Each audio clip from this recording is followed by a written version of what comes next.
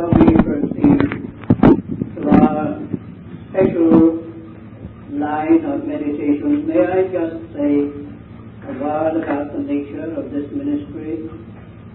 Bevor wir unser Hauptthema für diese Zeit beginnen, lasst mich ein kurzes Wort über den Sinn dieser Zeit sagen. Of course, the one object in view is the glory of the Lord Jesus. Das einzige Ziel, das wir vor uns haben, ist die Herrlichkeit unseres Herrn Jesus. That stands over everything. Dieses Ziel steht über allen anderen. But as to the method of the ministry, Aber was die Methode der Wortverkündigung anbelangt, this is not strictly a time for preaching. so ist diese Zeit hier nicht eigentlich für Predigten bestimmt, It is a time especially for instruction in the things of the Lord. sondern es soll eine Zeit der Belehrung in den Dingen des Herrn sein. That means that there is a work side to it. Das heißt, dass dieser Dienst hier eine Arbeitsseite hat. It is something that we have to apply ourselves Nämlich etwas, das wir selber anwenden müssen and work in the Word of God. und das wir selber im Worte Gottes arbeiten müssen. But when we have said that, of course, it is a time for exaltation. Aber wenn wir das gesagt haben, müssen wir beifügen, dass es natürlich eine Zeit der Ermahnung ist And a time for encouragement in the spiritual life. und eine Zeit der Ermutigung im geistlichen Leben. Having said that, let us come to the Word. Und nachdem wir das gesagt haben, lasst uns den Worten zuwenden. In the letter to the Hebrews, Im Hebräerbrief, chapter 3, Kapitel 3, verse 1, Vers 1, Wherefore, holy brethren, partakers of a heavenly calling, daher, heilige Brüder, Genossen der himmlischen Berufung, verse 14, Vers 14, we are become partakers of Christ if we hold fast the beginning of our confidence firm unto the end. denn wir sind Genossen des Christus geworden, wenn wir an den Anfang der Zuversicht bis zum Ende standhaft festhalten. Now, in accordance with what I said just now about working, we are going to work for a minute or two with one word. Wie ich vorher sagte, dass wir arbeiten wollen, so wollen wir uns jetzt mit einem Wort beschäftigen. In the two verses which we have read, this one word occurs. Dieses Wort kommt in den beiden Versen vor, die wir gelesen haben. In this translation, it is the word partaker. In der Übersetzung, die wir vor uns haben, heißt es Genossen. Partakers of a heavenly calling, Genossen einer himmlischen Berufung partakers with Christ. und Genossen des Christus. That one Greek word is translated into a number of other words in our New Testament. Dieses selbe griechische Wort wird im Neuen Testament durch verschiedene Worte übersetzt. As here, it is partakers. Hier wird es mit Genossen übersetzt. And in two other places in this letter to the Hebrews, it is so translated. Und noch an zwei anderen Stellen im Hebräerbrief wird es ebenso übersetzt. Chapter 6 and verse 4, Kapitel 6, Vers 4 and chapter 12 and verse 8. und Kapitel 12, Vers 8. I'm not going to read all these verses, Ich will all diese Stellen jetzt nicht lesen, or we should do nothing else all the morning. sonst würden wir den ganzen Vormittag damit verbringen. In Luke's Gospel, chapter 5 and verse 7, Im Lukas-Evangelium, Kapitel 5, Vers 7, the same word is translated partners. wird dieses selbe Wort als Partner übersetzt. In the first chapter of Hebrews again, and verse 9, it is translated fellow. Und im Hebräerbrief, Kapitel 1, Vers 9, wird es mit Genossen oder Kameraden übersetzt. God hath anointed thee above thy fellows. Gott hat dich getauft über deine Genossen geführt. It is the same word, Es ist dasselbe Wort, above thy partakers, über deine Gefährten, thy partners, deine Partner, above thy fellows. über deine Kameraden. And in other forms, the word occurs quite a number of times in the New Testament. Und in anderen Formen kommt dieses Wort noch an verschiedenen anderen Stellen im Neuen Testament vor. In Hebrews 2:14 it is take part of. In Hebräer 2,14 heißt es von teilhaftig sein. A number of times in the first letter to the Corinthians it is be partakers of. An verschiedenen Stellen im 1. Korintherbrief heißt es, dass wir Teilnehmer sein sollen. Again in Hebrews 7:13 it is pertain unto. Und in Hebräer 7, Vers 13 heißt es angehören. You will see that in every case it refers to a relationship.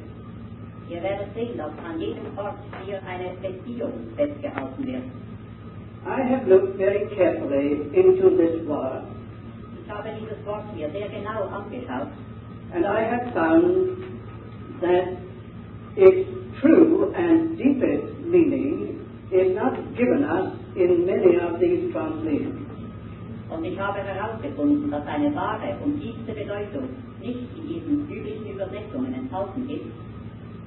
It ought to be translated into the word companions. Es sollte eigentlich durch das Wort Gefährten übersetzt werden. So that what we ought to read is this: Wie wir dies also lesen sollten, wäre folgendes: Holy brethren, companions of a heavenly calling. Heilige Brüder, Gefährten einer himmlischen Berufung. We are become companions of Christ Wir sind Gefährten Christi geworden, if we hold fast. wenn wir festhalten.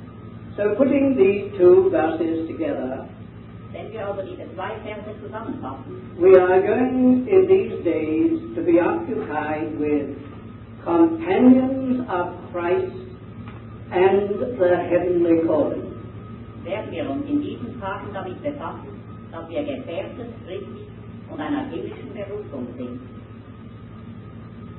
Companions of Christ Gefährten Christi and companions of the heavenly calling. und Gefährten der himmlischen Berufung.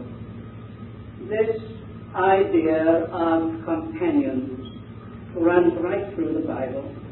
Dieser Gedanke des Gefährteseins umspannt die ganze Bibel.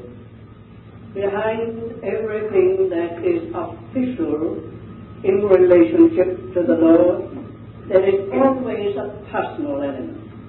Hinter allem, was über den Herrn Jesus als offizieller Person gesagt wird, bewegt sich dieses Wort. Remember Abraham. Erinnert euch an Abraham. Abraham was a great servant of the Lord, Abraham war ein großer Diener des Herrn and he served the Lord very faithfully. und er diente sehr treu seinem Herrn.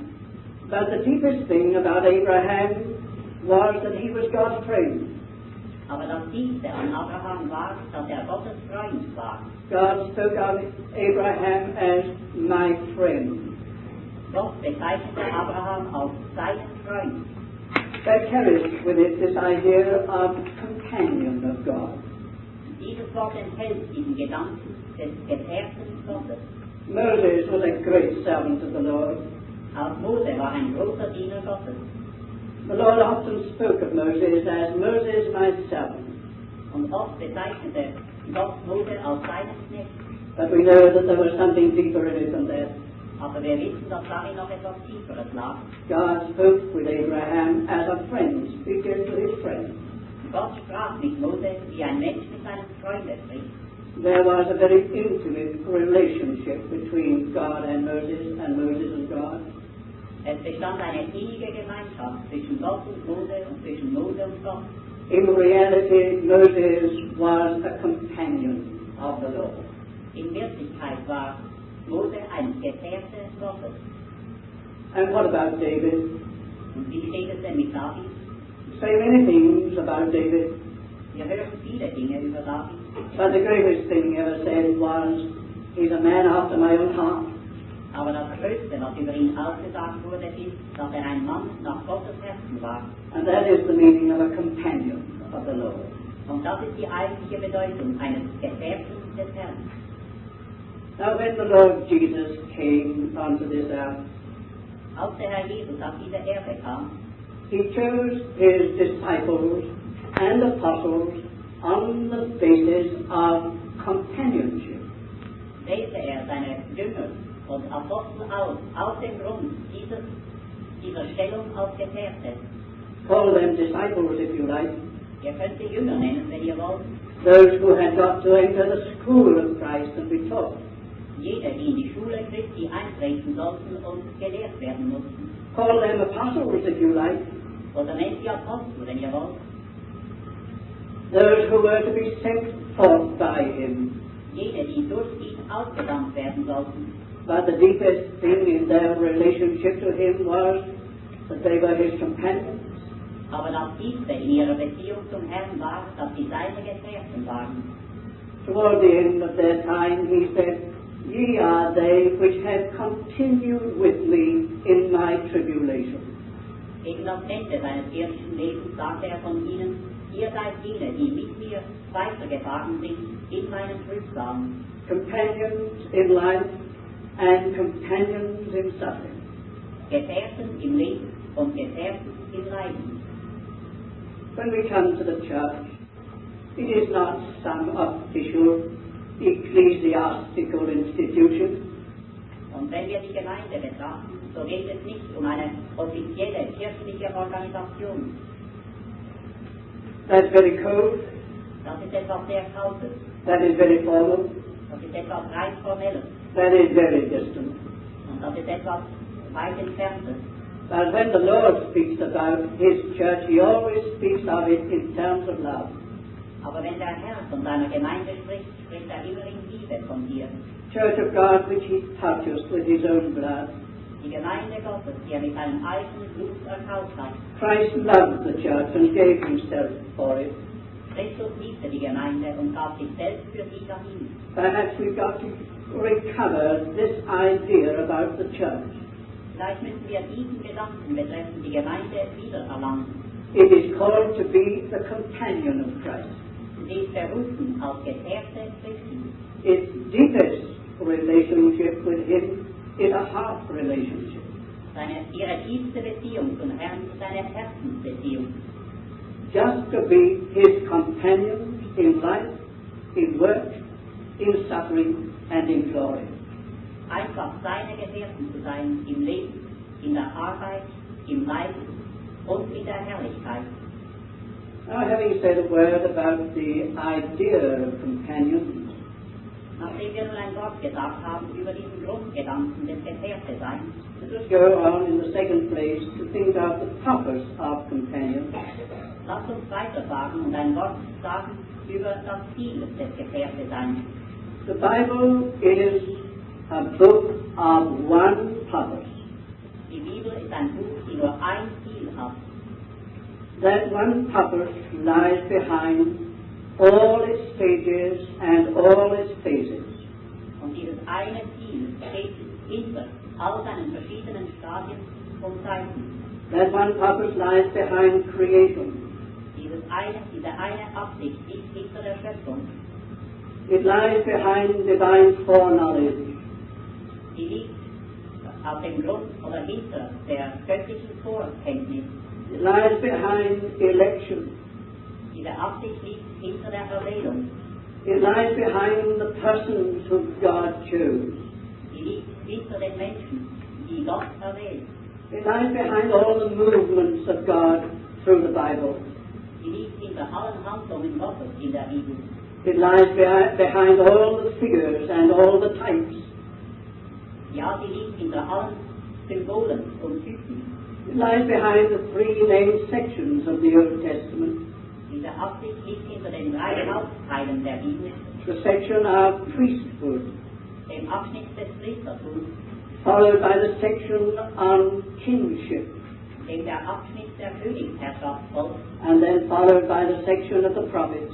und dem weiter der Abschnitt des Prophetentums folgt. Those three sections comprise the Old Testament. Diese drei Abschnitte bilden zusammen das Alte Testament. Behind everything in the Old Testament lies one purpose. Hinter allem im Alten Testament steht diese eine Absicht Gottes. In the Bible, God is revealed as a God of purpose. Die Bibel zeigt uns Gott als einen Gott, der seine festen Pläne hat. Ever moving in his sovereignty as governed by this one purpose. Und der souverän fortschreitet gemäß seines Planes. What is this one purpose in and through all? Was ist denn diese eine allumfassende Absicht in und durch alles? It is centered in God's Son. Diese Absicht hat ihren Mittelpunkt in Gottes Sohn. In all things, God had his Son alone in view. In allen Dingen hatte Gott seinen Sohn allein im Auge. The all things is a very comprehensive term. In allen Dingen umfasst sehr viel. But all is comprehended by God's Son. Aber alles ist eingeschlossen oder umfasst durch Gottes Sohn. As we are going to dwell very much in this letter to the Hebrews, Indem wir sehr viel uns mit diesem Hebräerbrief befassen werden, take note of this very chapter at the beginning of this letter. achtet auf dieses Wort ganz am Anfang dieses Briefes. The first great statement is concerning all God's past ways and methods. Die erste große Feststellung hier bezieht sich auf Gottes Methoden und Wege. In time past, God moved by this means and by that means, in this way and in that way. In der Vergangenheit hat Gott auf diese und jene Art gewirkt, auf diesen und jenen Wege gehandelt. But at the end of those times, he concentrates in his Son. Aber am Ende dieser Zeiten konzentriert sich auf seinen Sohn. He gathers all that up together and focuses it in his Son. Fasst alles jenes in der Vergangenheit zusammen und bringt es in seinem Sohn in Fülle zum Vorschein. The Son of God comprehends the whole of the Old Testament.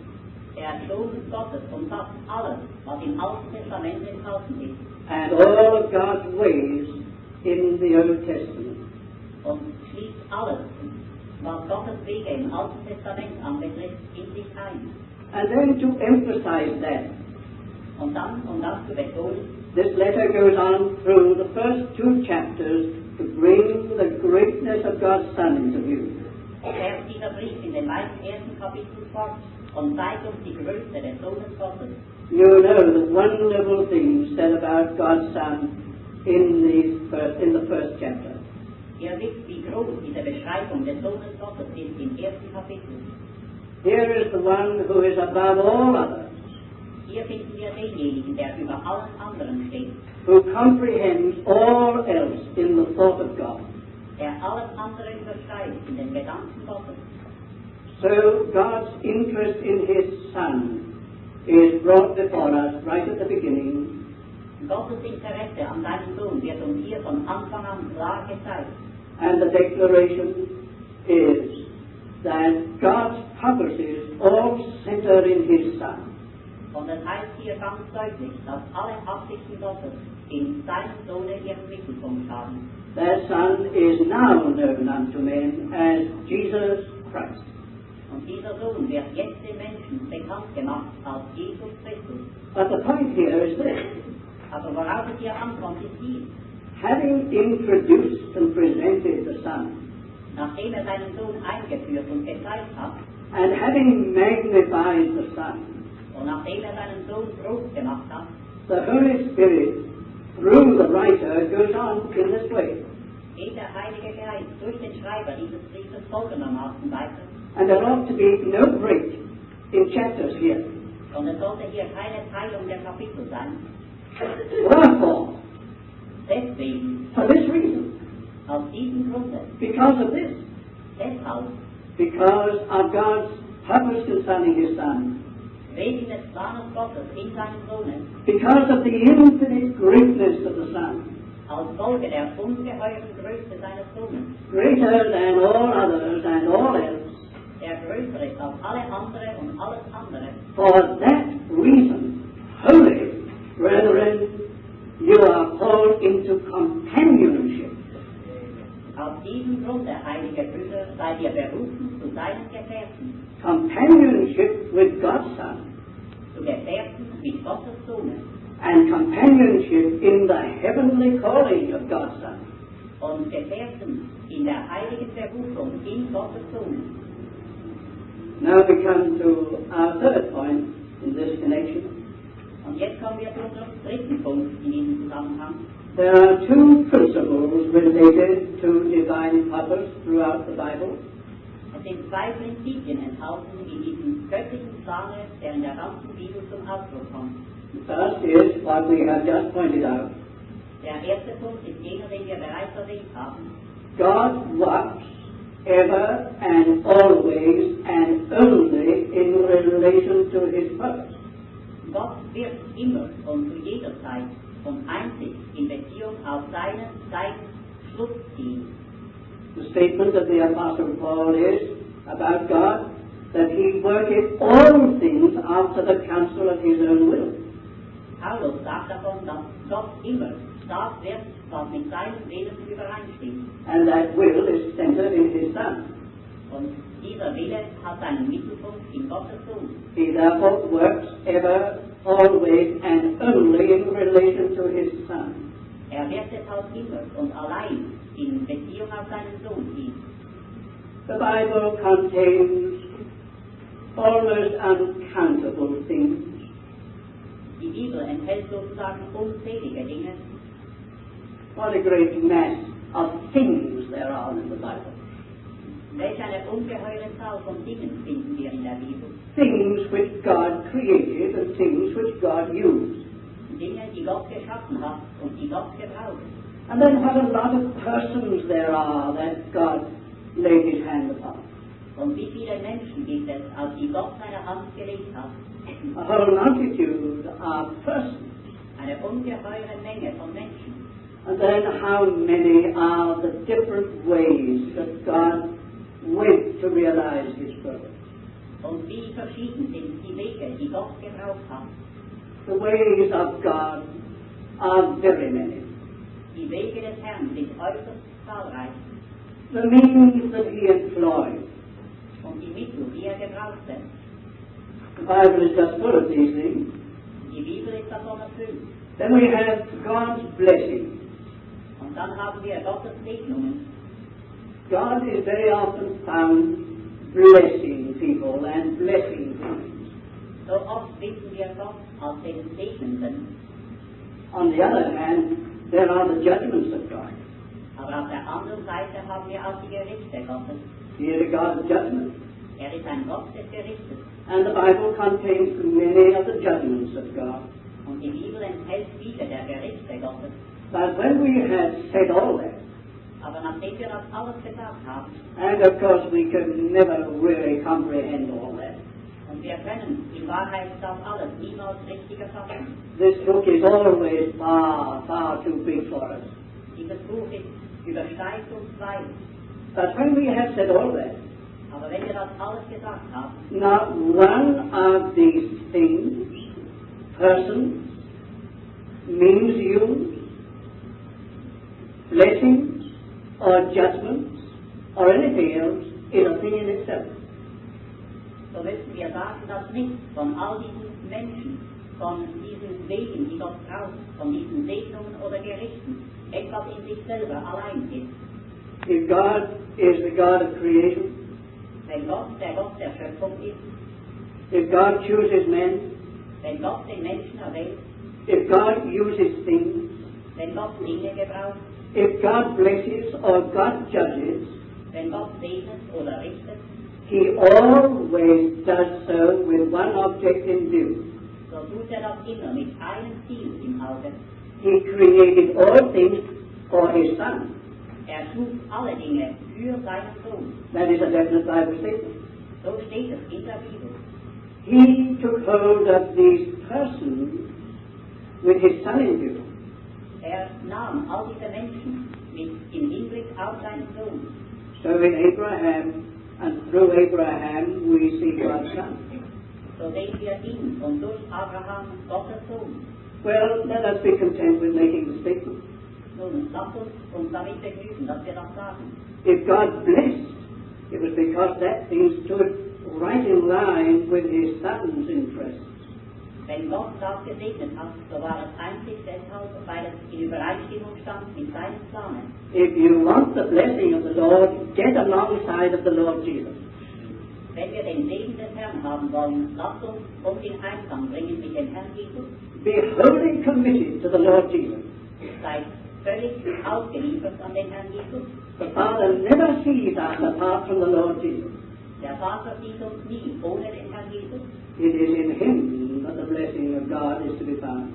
In ihm werden wir den Segen Gottes finden. If the Bible has much to say about divine judgments, Wenn die Bibel viel über Gottes Gerichte zu sagen hat, and how much is said by the prophets about the judgments of God, und wie viel wird denn durch die Propheten über die Gerichte Gottes gesagt, it is because things then were contrary to his interest in his Son.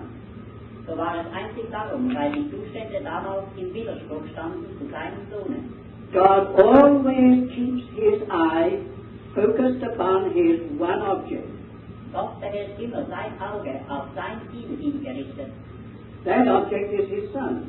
Und dieses Ziel ist allein sein Sohn. God wastes nothing. Gott verschwendet nicht. He is not just interested in little things as such. Interessiert sich nicht an kleinen Dingen als solchen. The little things become very big things with God when they're related to his Son. Die kleinen Dinge werden sehr groß und wichtig, wenn sie in Beziehung stehen zu seinen Sohnen. Are you a very little person? Seid ihr ein sehr kleiner Mensch, Very unimportant? sehr unbedeutend? If you are vitally related to his Son, God looks upon you as very important.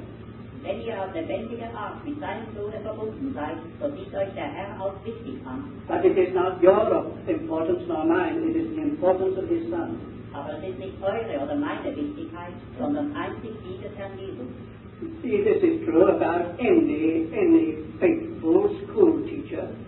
Und das trifft auch zu auf jeden wahren Schulmeister. I suppose all of us have been to school, Nehmen wir an, alle von uns sind in der Schule gewesen. and we have had our school teachers. Und wir hatten unsere Lehrer. And some of us in our school days, we did want to stand well with our teacher. Und einige von uns waren sicher bestrebt, gut zu stehen mit den Lehrern. We tried to please them because we wanted to be happy with our teacher, and we wanted to get all that the teacher could do for us. Wir versuchten, freundlich zu sein mit unserem Lehrer, weil wir sein Wohlwollen gewinnen wollten. But my recollection of school masters is this. Aber meine Erinnerung an Lehrer ist folgende. They did not have me in view. Sie schauten nicht als etwas Besonderes an. The only thing that they had in view where I was concerned was how their object was going to be realized. Das Einzige, womit sie nicht in Beziehung brachten, war, wie ihr Ziel erfüllt werden könne an ihr. They had got to have good scholars who passed examinations and came out top. Wir sollten gute Schüler sein, die ihre Examen glänzend bestehen sollten. And everything that they thought of related to that end. Und alles, woran sie dachten, stand in Beziehung mit diesem Ziele. Sometimes they would be very pleasant to me. Manchmal waren sie sehr freundlich mit mir. And then I thought, what a good boy am I. Dann dachte ich, oh, wie gut bin ich, ein guter Knabe. And sometimes it was the other way. Aber manchmal war es umgekehrt. And I knew something about the judgments of the school teacher. Und ich musste die Erfahrung der Gerichte des Lehrers machen. Now this was not because they liked me or disliked me. Aber das kam nicht davon, dass sie mich liebten oder mich nicht liebten. What they really did like was the end, when the examination came. Worauf sie blickten, war eigentlich das Ende, nämlich die Examen. So everything about me was looked at in the light of the one object. So alles, was mich betraf, wurde betrachtet im Lichte dieser kommenden Examen. Now, I don't like to call God a schoolmaster, Nun, ich liebe es nicht, Gott einen Schulmeister zu nennen, but the principle is the same. aber das Prinzip ist dasselbe. He is looking at us in the light of his Son. Er schaut uns an im Lichte seines Sohnes. How does that man or that woman answer to my thought in my Son? Wie antwortet jene Frau oder jener Mann auf meine Begehren im Hinblick auf meinen Sohn? How much of my Son is there in that man or that woman? Wie viel von meinem Sohne ist in jenem Menschen enthalten? Later on we shall see how God works on that ground. Später werden wir sehen, wie Gott auf dieser Basis wirkt. But no, this is a principle in God's purpose. Aber denkt daran, dass dies ein Prinzip im Dienste Gottes ist. That leads us to the second principle. Und das führt uns nun zum zweiten Prinzip. While God is a God of purpose, Während also Gott ein Gott fester Absichten ist, ever moving in relation to that purpose, der ständig wirkt im Hinblick auf dieses eine Ziel, going on no matter what happens, going on with his purpose, der fortschreitet, unbekümmert um das, was geschieht, im Blick auf sein Ziel, working on the ground of his own sovereign lordship, der wirkt auf der Grundlage seiner eigenen Herrschaft und Souveränität, and no man can prevent him. und kein Mensch kann ihn abhalten. He is going to reach his end.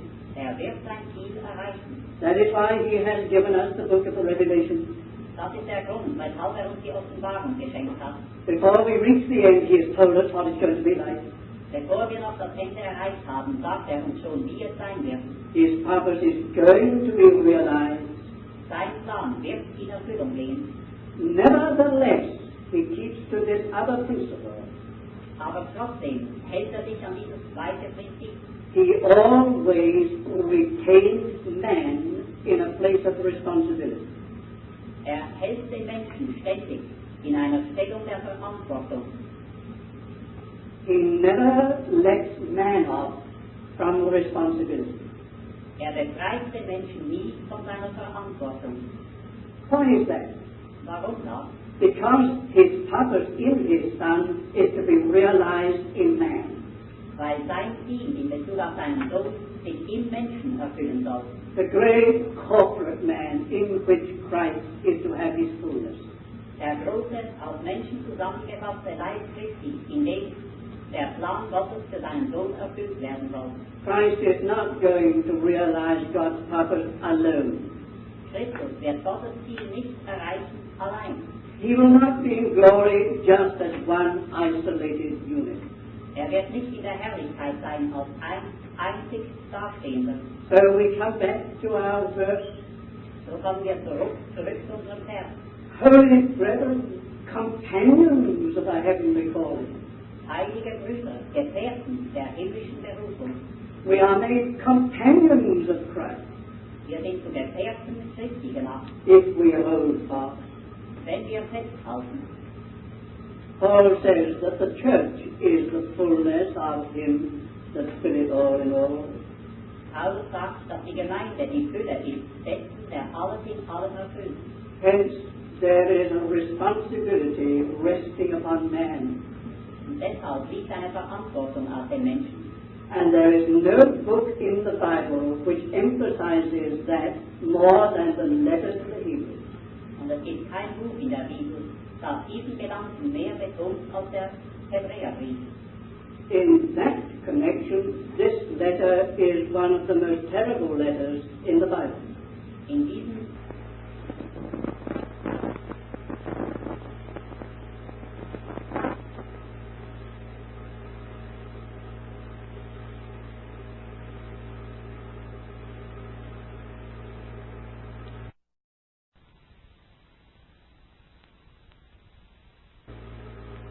comes out in this letter.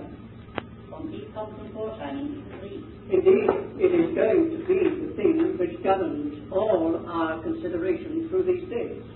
Ja, es wird das sein, was unsere ganze Betrachtung dieser Woche beherrschen wird. If God takes up a vessel in relation to his purpose. Wenn Gott sich ein Gefäß erwählt im Hinblick auf seinen Sohn, It may be individuals, es können einzelne Menschen sein, or it may be a company of people, oder es kann eine Gruppe von Gläubigen sein, like Israel, zum Beispiel wie das Volk Israel, or like the men whom God took up in the Bible. oder wie die einzelnen Menschen, die Gott in der Bibel gebraucht hat. If God takes up a vessel in relation to his purpose, Wenn Gott sich ein Gefäß erwählt im Hinblick auf sein Ziel, and that vessel does not respond to God's will, und dieses Gefäß nicht auf Gottes Willen eingeht, God will pass by that vessel and find another. wird Gott dieses eine Gefäß auf die Seite stellen und sich ein anderes erwählen. He will call in others to take its place. Er wird andere hereinrufen, um seinen Platz einzunehmen. This is in the greatest instance what we have regarding Israel. Dies ist, was wir im großen Maßstabe sehen am Volk Israel. God chose Israel Gott erwählte sich Israel, to be the vessel through which he would bring in his son, um es als Gefäß zu haben, durch das er seinen Sohn auf die Erde einführen würde. Israel was called and chosen of God in relation to his son and his purpose in his son. Israel war als Volk erwählt und bestimmt im Hinblick auf seinen Sohn. And what did Israel do with his son? Und was hat Israel mit Gottes Sohn gemacht? They refused the son, Sie haben ihn zurückgewiesen. and therefore they refused God's purpose. Und damit haben sie auch das Ziel Gottes abgelehnt. And God put them aside and passed on. Und Gott hat sie auf die Seite gestellt und ist weitergefahren. Jesus said, therefore shall the kingdom of heaven be taken from you and given to a nation, bringing forth the fruit thereof. Der Herr Jesus sagte, deshalb wird euch das Königreich genommen werden und denjenigen gegeben werden, die die Frucht davon bringen. Now this is the very meaning of this letter to the Hebrews, as we shall see. Und dies ist die eigentliche Bedeutung dieses Hebräerbriefes, wie wir es noch sehen werden. No one can say of Israel now, they are the companions of Christ. Niemand kann heute von Israel sagen, dass sie die Gefährten Christi seien. Israel was once the companion of God, Israel war ein Gefährte Gottes. and the companion of God failed God. Und dieser Gefährte Gottes versagte. What a lot of light this throws upon the Lord Jesus calling Judas amongst the 12. Wie viel Licht wirft das auf die Tatsache, dass Jesus Judas unter seine Jünger gewählt hat? Judas was one of the 12, Judas war einer der 12, called to be a companion, berufen zum Gefährten. and a companion betrayed his Lord. Und ein Gefährte verriet seinen Herrn. Israel was called to be the companion of God and Christ. Israel war berufen zum Gefährten Gottes und Christi. Israel betrayed the Son of God, Aber Israel verriet den Sohn Gottes. and Israel has suffered the doom of Judas, Und Israel hat das gleiche Schicksal wie Judas erlitten. a companion set aside, Ein Gefährte, der beiseite gestellt wurde, rejected, verworfen. but God going on with his purpose, Aber Gott fährt fort mit seinen Planen and bringing in others to take their place. und führt andere ein, um ihren Platz einzunehmen. So this explains this wonderful letter to the Hebrews, Dies also erklärt diesen wunderbaren Hebräerbrief. the letter of the place and the greatness of Jesus Christ. Es ist der Brief, der den Platz und die Größe Christi beschreibt. It sets forth the wonder of being called to be a companion of Christ. Der die wunderbare Größe unserer Stellung als Gefährten Christi aufzeigt. And then it makes it so clear what a terrible thing it is for those who are called to be companions to fail the Lord. Und dann zeigt er, wie schrecklich es ist für jene, die zu Gefährten Christi berufen sind, wenn sie in dieser Berufung versagen. It says, how shall we escape if we neglect so great sollen wir entrinnen, wenn wir eine solch große Erlösung vernachlässigen? You can never understand that phrase, so great salvation, until you understand the meaning of being a companion of Christ. Wir können diesen Ausdruck, eine so hohe Erlösung, nicht richtig verstehen, bevor wir die Bedeutung des Gefährteseins verstehen. Is there anything greater than being a companion of Jesus Christ?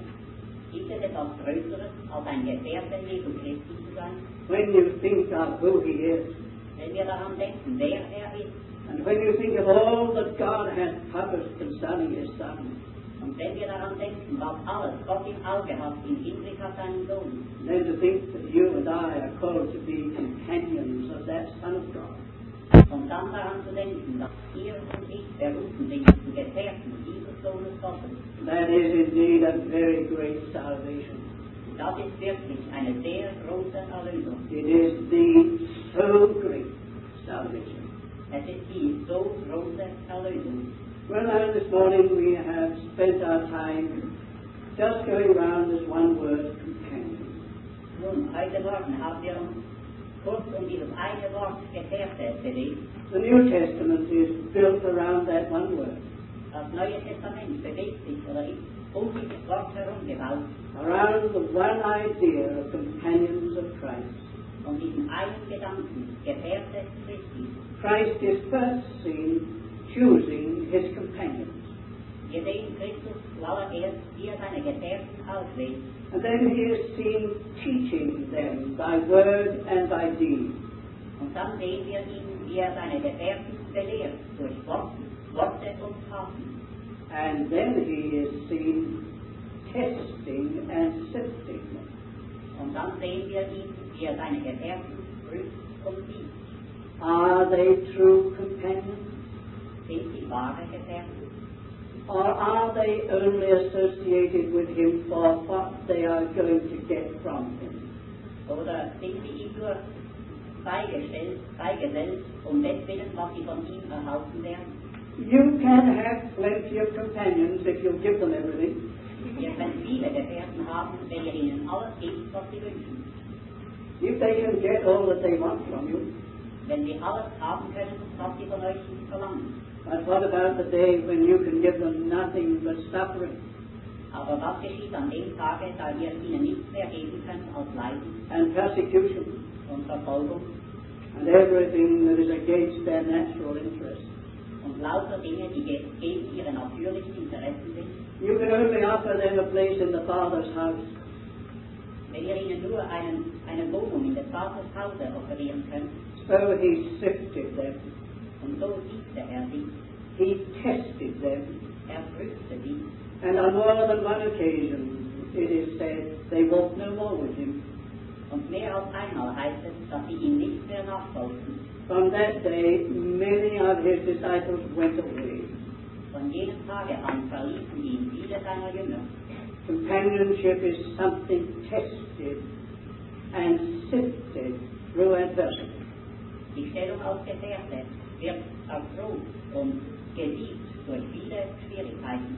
And if you have an extra lot of testing, Und wenn ihr besonders viele Prüfungen habt, an extra lot of suffering in your relationship with Christ, ein besonderes Maß an Leiden in eurer Gemeinschaft mit Christus, try to do this thing which we all find the most difficult thing to do. versucht das zu tun, wovon wir alle finden, es sei das Schwerste.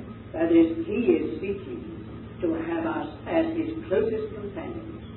Dass denkt daran, dass versucht, uns als seine nächsten Gefährten zu haben. In fellowship with him, not only in his glory, but in his suffering. In Gemeinschaft mit ihm, nicht nur in seiner Herrlichkeit, sondern auch in seinem Leiden.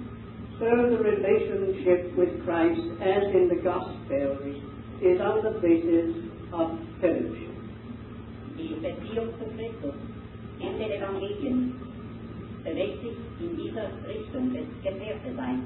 Oneness in life, Einheit des Lebens, oneness in purpose, Einheit im Ziele, oneness in experience, Einheit in der Erfahrung and oneness in discipline. und Einheit in der Zucht. oneness in death, burial, and resurrection. Und Einheit im Tode, im Begrabensein und in der Auferstehung. Oneness in His anointing.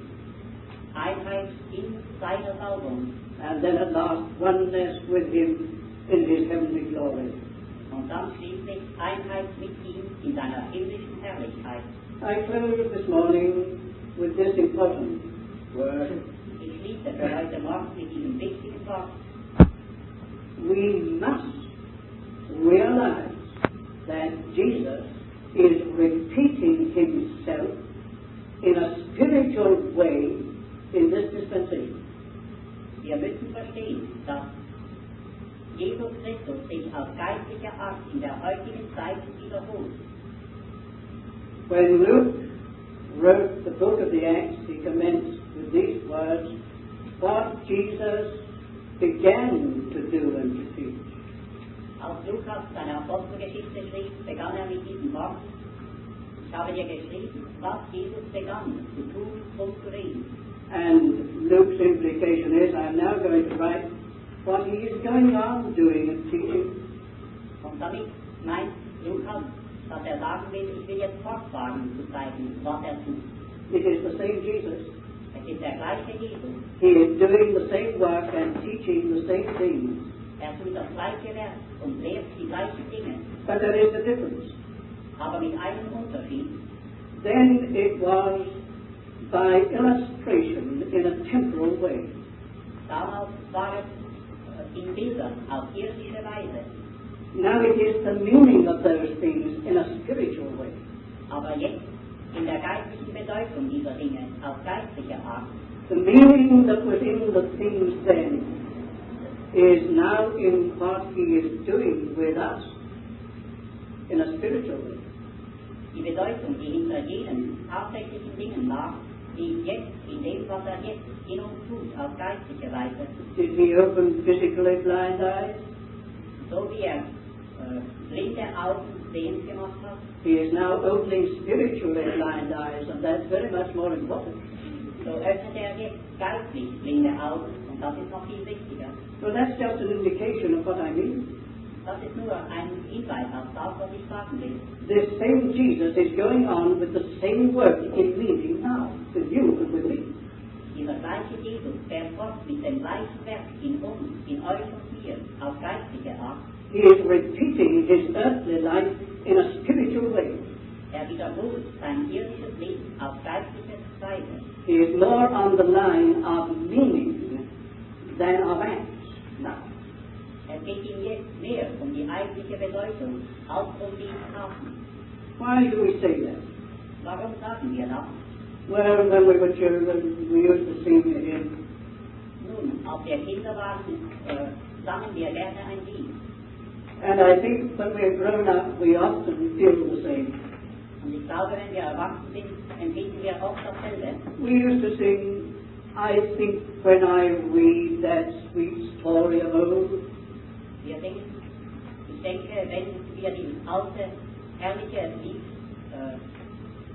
diese alte, herrliche Geschichte hören, When Jesus was here among men. als Jesus hier unter den Menschen weilte, And then it finishes, I should like to have been with Him then. und dann schließt dieses Lied mit den Worten, ich möchte, ich wäre damals bei ihm gewesen. Do you feel you would like to have lived with Him then on the earth? Habt ihr dieses gleiche Verlangen, dass ihr damals zu seiner Zeit gelebt hättet? Is that the best thing that you can think about? Ist das das Schönste, woran ihr denken könnt? Let me tell you, you have got something far better than that now. Lasst mich euch sagen, ihr habt jetzt etwas viel Besseres, als jene damals hatten. That same Jesus is with us, Derselbe Jesus ist mit uns, but oh, on a much more wonderful basis than then. aber auf einer viel herrlicheren Grundlage als damals. We are called now to be companions of Christ. Und wir sind heute berufen, seine Gefährten zu sein. Companions of the heavenly calling. Gefährten der himmlischen Berufung. And His dealings with us perhaps are far more real. Und seine Wirken an uns ist vielleicht noch viel realer. Because His dealings with us are spiritual and eternal. weil sein Wirken heute geistlich und ewig ist, while his dealings then were only physical and for the time being. während seine Handlungen damals nur irdisch, physisch waren und nur für eine Zeit dauerten. It is a good thing to look after people's bodies, Es ist etwas Gutes, wenn wir für die Gesundheit der Menschen sorgen and to help them in this life. und ihnen in diesem Leben helfen. But there is something very much more than that. Aber es gibt etwas, was weit darüber hinausgeht. It is that heavenly calling, Es ist diese himmlische Berufung, that which is eternal, das, was ewig ist, that which will not pass as our life work when time is no more. das, was nicht als unser Lebenswerk vergehen wird, wenn unsere Stunde geschlagen hat. Wherefore, holy brethren, companions of a heavenly calling, Deshalb, heilige Brüder, Genossen einer himmlischen Berufung, we are made companions of Christ if we hold fast. wir sind zu Gefährten Christi gemacht, wenn wir standhalten. All that is only by way of laying a foundation. Aber das alles geschieht nur, wenn wir einen Grund legen. As the Lord helps in these coming days, we shall build on that foundation. Und mit des Herrn Hilfe werden wir auf diesem Grund weiterbauen in den kommenden Tagen.